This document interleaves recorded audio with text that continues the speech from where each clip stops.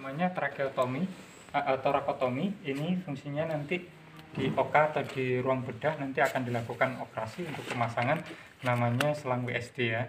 Selang ini ketika sudah terpasang, tugas kita itu adalah merawat, membersihkan, dan mengevaluasi bagaimana proses dari WSD ini masih berjalan atau tidak gitu ya. Kalau memang sudah dilakukan operasi, kita bisa lakukan pemasangan ya. Biasanya kalau memang ini sudah pasang, kita buka dulu baru kita bersihkan.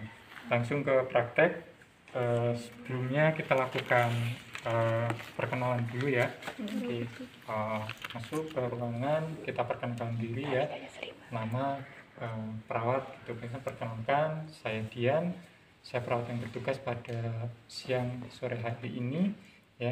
Kali ini saya akan melakukan kegiatan perawatan WSD yang fungsinya untuk memeriksa apakah selang WSD-nya masih berfungsi atau tidak. Yang kedua, melihat cairan ataupun udara ataupun nanah yang keluar dari selang tersebut untuk dibersihkan atau dibuang atau digantikan botolnya. Terus memastikan ada atau tidaknya kebocoran di selang maupun di bagian luka bekas operasinya ya.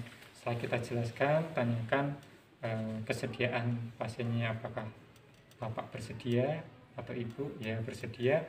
Waktunya kurang lebih 5 sampai dengan 10 atau 10 sampai dengan 15 menit itu. Nanti kalau memang terasa sakit pada saat saya membersihkan, nanti kita bisa berhenti sejenak ya, untuk agar bapak bisa menarik nafas terlebih dahulu ya. Baik, saya akan siapkan alatnya terlebih dahulu gitu. Terus setelah itu kita siapkan alatnya. Ini ada alat-alatnya. Yang pertama yang kita lakukan itu adalah pasang plaster ya. Kalau ada hepavik, pakai hepavik itu jauh lebih baik ya. Terus ini ada kasa kita potong 2 karena nanti ini untuk memasukkan selangnya agar dia tidak terlipat selangnya gitu. Jadi kita masukkan ke tengah-tengahnya. Semuanya steril ya. Terus ini untuk membersihkannya, nggak ada korentang ya. Ini ada cairan NaCl untuk membersihkan. Ini kalau misalnya adanya betadine harusnya nggak boleh pakainya. Bioplacenton bisa, pakai izin bisa kalau misalnya ada infeksi ya di bagian bekas operasinya. Oke. Terus nggak ada korentang ini ya? Nggak ada, tapi nanti pada saat pelaksananya itu steril ya. Oke, yang pertama kita lakukan itu mencuci tangan ya. Setelah itu pakai handscoon-nya. Handscoon-nya kita pakai bersih.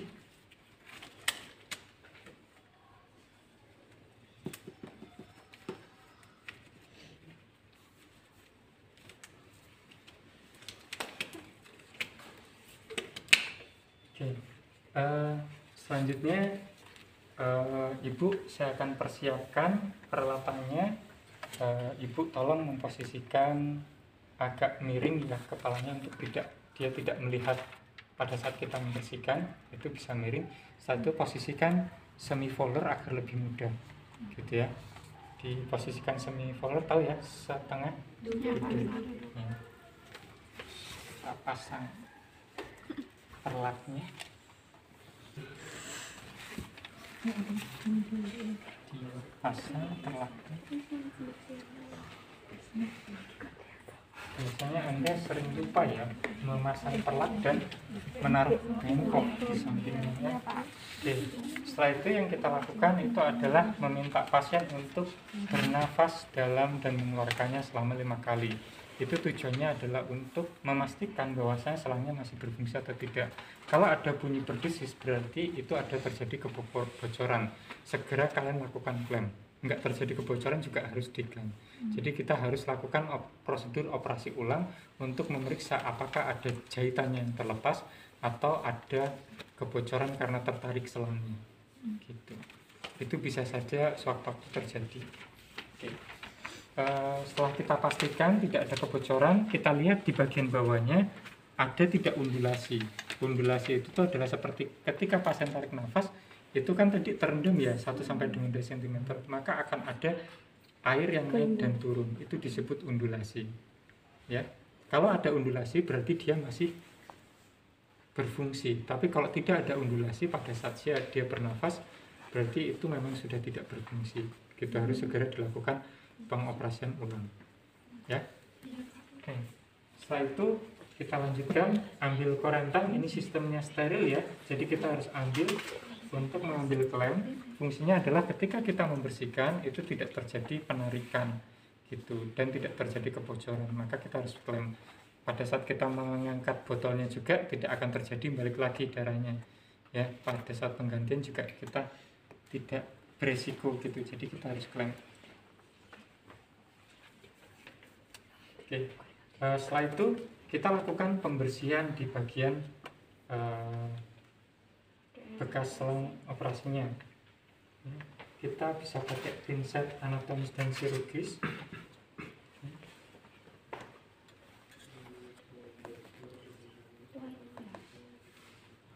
Ini cairan NaCl ya.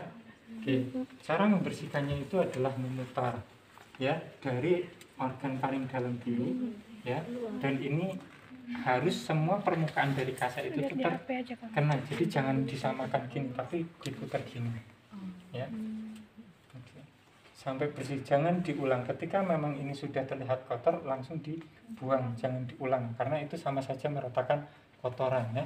Setelah itu kalian bisa bersihkan di bagian selangnya.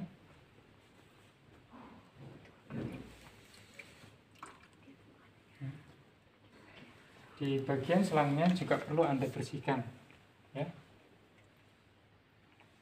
Oke. Sampai dengan sejauh 5 cm. Setelah itu Anda berikan salep ketika ada indikasi infeksi. Anda harus catat apa infeksinya. Oh, ada kemerahan, oh ada nanahnya, oh ada pus dan darahnya juga keluar tapi masih berfungsi. Maka kita berikan salep yang bisa digunakan ya.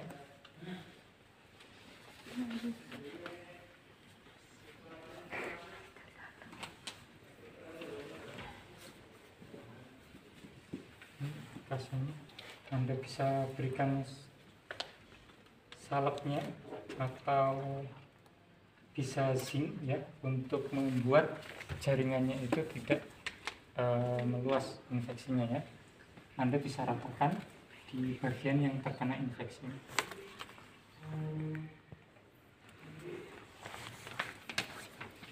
Setelah itu Anda tutup ya. Cara menutupnya Anda boleh dari samping atau dari atas. Yang penting lubang tadi sudah dibuat ya, dengan menggunakan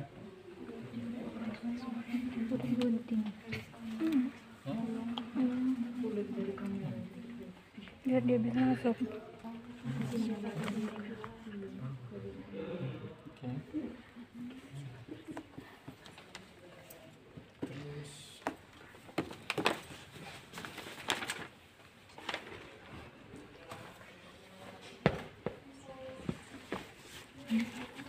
Untuk pasang plasternya.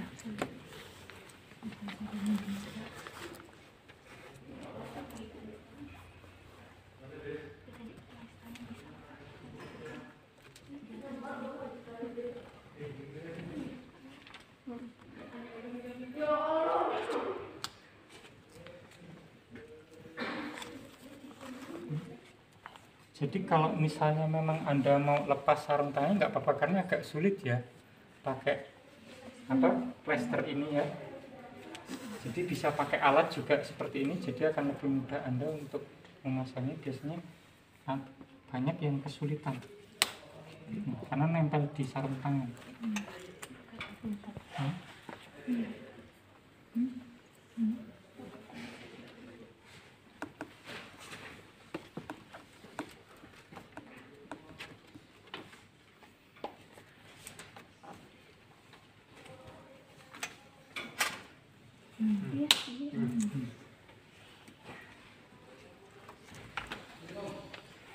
Ya. Oke. Nah, setelah itu jangan langsung kalian buka klemnya, kalian pastikan apa yang masuk di sini ini bentuknya darah, nanah, atau apa, berbau atau tidak, konsistensinya cair atau dia kental, ya, jumlahnya berapa, misalnya ada 500 cc, itu dicatat. Setelah itu Anda ganti dengan botol yang baru. Anda bisa keluarkan langsung karena ini sudah digan, jadi tidak akan terjadi gaya gravitasi. Ya. Oke, bisa kalian keluarkan. Setelah itu dimasukkan, dipastikan bahwasanya di sini dia kedap udara dan ada selang yang keluar satunya. Kalau pakai 1 botol, kalau 3 botol ya sudah ada settingannya 3 botol. Yang penting diganti di bagian yang ada pembuangan dari paru-parunya atau dari pleuranya. Ya. Oke. Setelah itu kita buka bagian klem-klemannya. Ya. Terus pasien diminta untuk tarik nafas dan buang nafas lagi. Adakah kebocoran, berdesis, terus alirannya lancar atau tidak? Ya, ketika ada darahnya yang masih menggumpal, ya itu tolong didorong gitu. Kalau misalnya masih menggumpal atau seperti apa, ini pasien disuruh banyak minum. Ya. Oke, tarik nafas, keluarkan. Nah, berarti indikator kalau masih berfungsi ada gundulasi naik turunnya cairan ya. Tadi botol yang baru sudah dipasang cairan NaCl ya, terisi dan terendam 2 cm selangnya. Oke. Setelah terpasang seperti ini ya, dirapikan alatnya dan lakukan terminasi. Komunikasikan pasien bahwasanya sudah terlakukan pasang, bagaimana perasaannya ya. Ditanyakan, gariskan alat, dikembalikan, posisikan pasien kembali seperti semula. Terminasi. Ibu atau bapak, saya sudah melakukan kegiatan WSD, ini tadi sudah dibuang cairannya gitu, semoga tidak sesak lagi. Saya harap ibu atau bapak tidak melakukan gerakan-gerakan yang sifatnya nanti akan menarik selangnya, karena itu sangat berbahaya ya. Kalau misalnya tertarik, udara bisa masuk ke paru-paru gitu, dan itu menyebabkan sesak nafas gitu. Jadi tolong dipertahankan posisinya. Kalau posisinya ingin tiduran ya tiduran, kalau misalnya ingin duduk nanti tolong mendekatkan ke bagian selang agar tidak tertarik gitu. Mungkin itu saja, nanti saya kembali untuk memberikan obat ya. Terima kasih atas kerjasamanya. Wassalamualaikum warahmatullahi wabarakatuh. Yang on yang mana? Ya. Yang dipegang? Ya. Ini masih Steril. steril. Paham nggak maksudnya? Jadi nggak apa-apa ujungnya aja. Ya, ketika kita ambil lagi, ini mana yang dipegang? Yang steril. Yang atas gitu. Ketika saya mengambil kasar ini dengan pinset ini masih steril. Ya, kalau kalian pakai handscoon bersih, ketika kalian steril, kalian lakukan kontak dengan luka yang steril juga dan tanpa menggunakan pinset, Anda bisa langsung pegang gitu. Dan ketika Anda mau mengambil di tas instrumen, ketika kita pakai sarung steril, kita langsung bisa ambil gitu. Itu saja keuntungannya dari menggunakan sarung tangan steril dan prosedur bedah steril yang dilakukan gitu. Paham maksud saya nggak sih? 3 pinset. Pinset yang pertama untuk membuka, setelah buka ini harus ditaruh di bengkok. Itu tekniknya. Ya, setelah dibuka, ini kan lukanya steril ya. Jadi Anda harus pakai pinset yang baru lagi ya, untuk membersihkan dan untuk memasang dari kasarnya. Bisa dipahami? Jadi ya, ada suatu kondisi di mana ketika kita ada seorang pasien ini tidak sadarkan diri dan dia tidak punya memiliki refleks batuk gitu. Orang yang tidak sadar diri itu dia kadang kalau misalnya di ruang ICU atau di ruang bedah, dia nggak punya refleks batuk ya, bernafasnya kalian tahu dahak nggak sih? Tahu. Dahak ya, itu yang melapisi paru-paru. Ketika Anda tidur, Anda kan nggak tahu kemana-mana itu debu seberapa banyak yang Anda hirup kan, itu masuk sampai dengan dasar paru-paru. Nah, ketika dari dasar paru-paru itu nggak mungkin itu bisa keluar. Kalau kita dari lahir sampai sekarang, berapa debu yang sudah kita hisap kan? Cairan dahak itu, dia itu akan naik ke atas ya, melalui dengan bulu getar yang ada di lapisan bronkus, bronchiolus sampai dengan toraks, naik ke atas, mengumpul di sini kan risih kan, didahakan dikeluarkan gitu. Paham? Iya. Jadi pada kondisi orang tertentu yang tidak sadarkan diri, dia nggak bisa batuk, jadi dia nggak bisa ngeluarin dahak, maka harus dilakukan suction, disedot. Bisa dipahami? Bisa. Jadi suction ini fungsinya adalah untuk menghisap lendir ataupun sekret ataupun dapat ataupun darah yang mengganggu dari saluran pernafasan. Ya. Oke, nah ini mesinnya, ini harusnya dihidupkan. Nanti ketika Anda pencet tombol power, ini kalau misalnya ke listrik dia sudah akan nyedot. Di sini adalah tampungan untuk sekret atau darah ataupun cairan yang berlebih disedotnya ya. Sebelum kalian melakukan suction, kalian harus pastikan bahwasanya mesinnya hidup dan ini tekanannya sudah diatur dari sananya sesuai dengan itu. Biasanya 100 tekanannya ya. Atau dia naik turun berdasarkan tekanan yang kita buat di sini. Nah, ini adalah selang suction. Contohnya, ini dihubungkan dengan mesinnya seperti ini, ya. Dan ketika kita mau membukanya karena ini dibuat steril, jadi di ujung sini steril. Minimal itu adalah 10 cm, gitu ya. Kita melakukan suction itu bisa di hidung dan di mulut, gitu. Misalnya ada luka tabrakan, terus keluar darah dari hidung dan mulut. Kalau tidak kita keluarkan, maka dia akan kesulitan untuk bernafas, maka dilakukan suction ya. Yang pertama lakukan suction hidung dulu apa mulut dulu? Kenapa hidung dulu?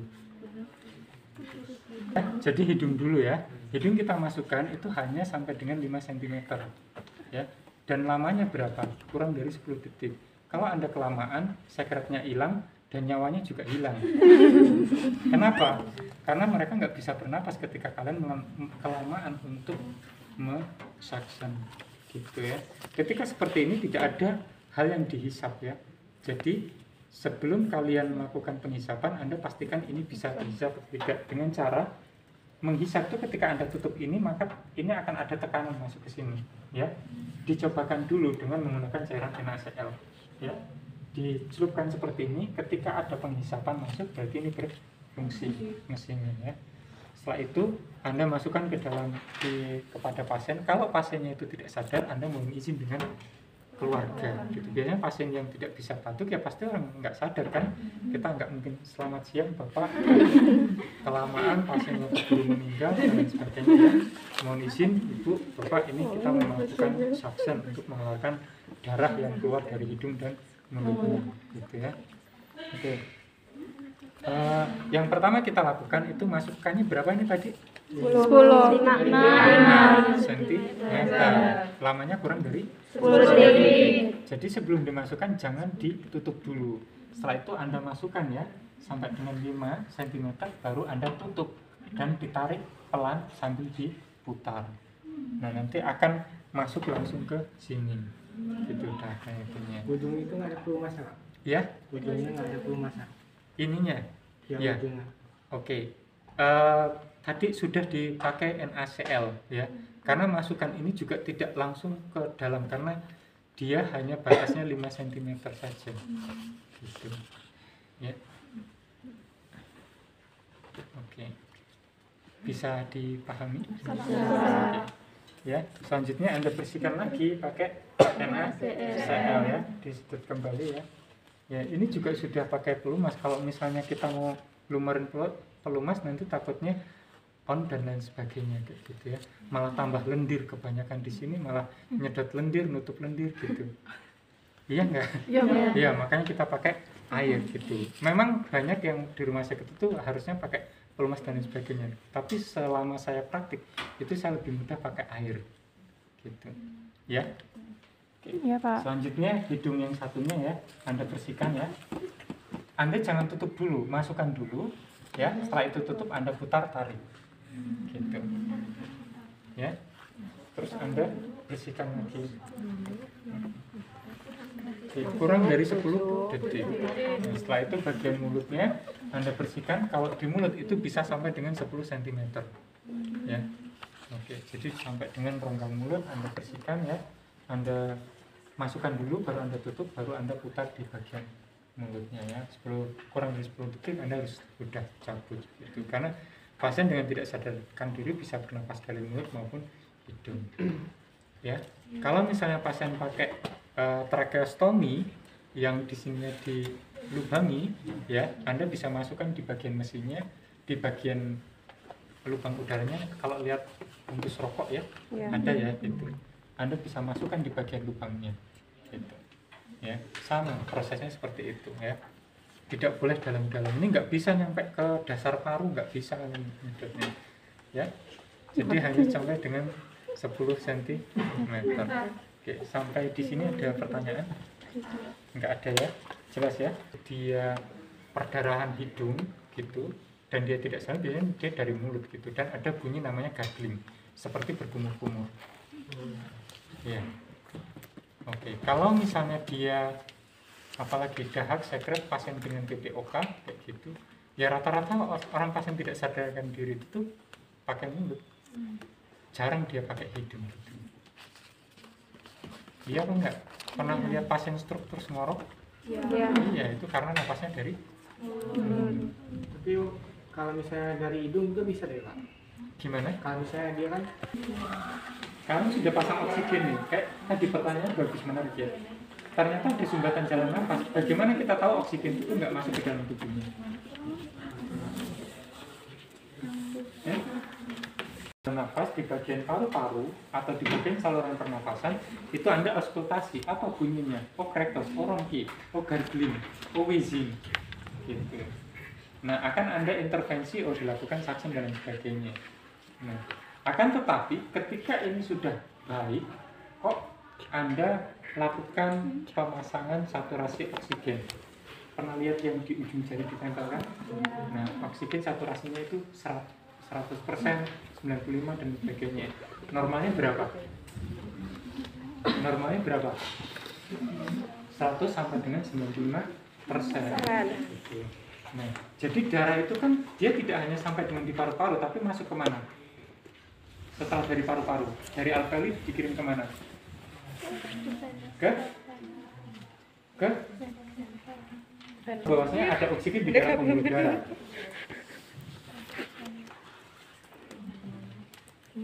Bagaimana kita tahu ada oksigen di dalam pembuluh darah?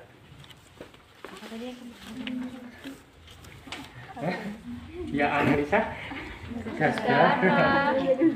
Ya, caranya gimana ngambilnya? Ngambilnya itu di bagian arteri. Ya.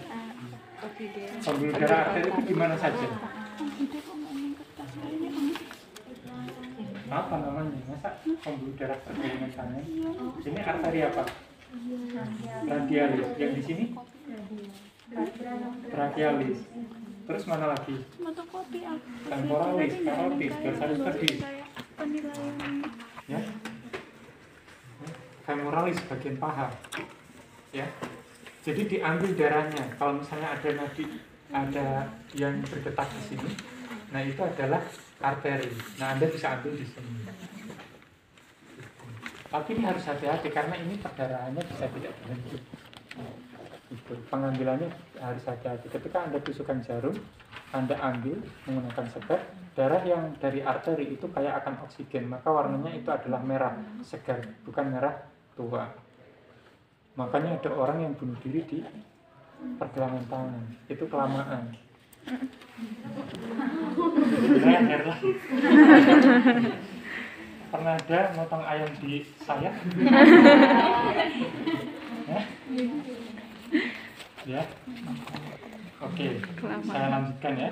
Jadi analisa gas darah ini nanti diperiksa, yang meriksa analis, tetapi kita menginterpretasikan apa permasalahannya, dia kekurangan apa, kondisinya seperti apa. Disimpulkan bukan kurang oksigen atau karbon dioksida, tetapi dengan analisa gas darah yang menyimpulkan dia asam atau basa pH-nya, pH darah kita. Kalau lebih dari karbon dioksida, maka dia akan asam. Ya. Kalau dia lebih HCO3, maka dia akan basa. Ya. Jadi itu akan mempengaruhi pH dalam darah. Oke, pH di dalam darah itu berapa? 7,35 sampai dengan 7,45. Kalau kurang dari 7,35 maka dia asam, maka disebut asidosis. Ditulis, ya, ditulis A saja. Kalau kurang dari 7,35 ditulis A ke sampingnya ya. Maka ditulis B, itu basa. Ya. Basa lebih dari 7,45. Oke. Itu ada dua pengaruhnya, bisa menjadi asam ataupun basa, bisa kurang ataupun lebih. ya, itu tergantung dua permasalahannya, di metabolik atau di respiratorik. Di respiratorik itu indikatornya adalah CO2 ya. CO2 normalnya itu 35 sampai dengan 45. Ada di situ ya. Kalau dia kurang dari 35 maka dia basal. Kalau lebih dari 35 maka dia 45 maka dia asam. Kebalikan tadi. Ya. Paham? Tulis ya. Kurang dari 35 itu adalah basal. Lebih dari 45 maka dia asam. Atau asam bikarbonat. Ya, asam bikarbonat ini kebalikannya dari CO2 ya. Itu menggambarkan metabolik ya. Jadi 21 sampai dengan 28. 28 itu tuh kalau tinggi dia basal. Kalau 21 ke bawah itu asam. Paham nggak? Jadi pH bisa naik atau turun itu tergantung kondisi respiratorik ataupun kondisi metabolik ya. Selanjutnya PaO2 atau oksigen ya. Oksigen tadi saturasinya berapa? 95 sampai dengan 100 ya. Oke. Jadi kita akan menentukan ini asidosis atau alkalosis. Kalau asidosis itu asam apa basa? Asam. Kalau alkalosis? Basal. Paham ya? Oke, kita mulai. Ya. Di 21. Tadi respiratory. Ya. Berarti dia asidosis respiratory. Gitu. Nah, HCO3-nya dia tidak mencoba untuk membasahkan. Dia tetap normal. pH-nya 7, kita soal baru lagi. Yang nanti diutaikan itu adalah pemasangan WSD. Oke?